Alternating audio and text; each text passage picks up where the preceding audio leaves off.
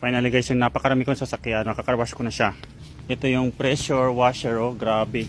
Pang malakasan, mura lang siya, nasa 1,800 lang ang bili ko dahil naka-promo. Pero minsan nasa 2,000 siya. Pero dahil naka-promo. Pero nag-pre-order lang ako at matagal siyang dumating. Finally dumating din. Yan, subukan natin kung gaano siya kalakas. Ito siya, oh, imagine, yung mga kalat-kalat dyan, yung mga buhangin na nakakapit, kayang-kaya nyo.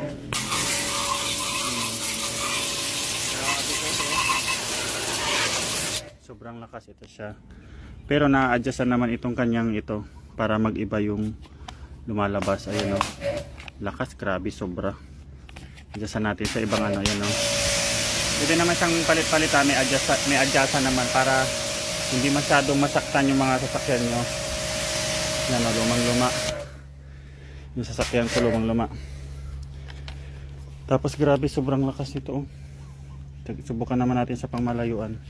You know, grabe, oh, talaga naman, oh. Sobrang lakas, oh.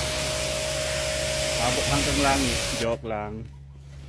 As in guys, sulit. Ayan, oh, 220 volts mo siya sinasaksak. Unlike dun sa una kong gamit na di baterya, eh madaling malobat.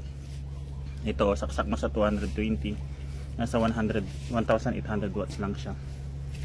And sulit yung pinambili mo dahil ang ganda ng makina niya, sobrang lakas. So kahit hindi ka na mag-brush, natatanggal mo yung mga dumi-dumi sa lumang sasakyan ko.